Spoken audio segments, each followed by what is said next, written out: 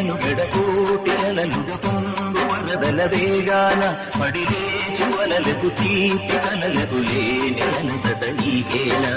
నల్ల నల్ల నెడలోన ఎల్ల కిల్ల పడ్డట్టున్న అల్లు మల్లు ఆకాశాల చుక్కలు అమ్మాయంటి జాబిల్లమ్మ అబ్బాయంటి సూర్యుడమ్మ ఇంటిది పర్వలంట దిక్కులు ఎవరికి పాడే యమునకు రేవు నీరు నావదంట నావతోడు రేవుదంట పంచుకుంటే గోరువంత వాలగాని గోపురానికి స్మరణ గడగడ గంటలే మోగనేదా గోపురాలు వచ్చినాక గోపురాలు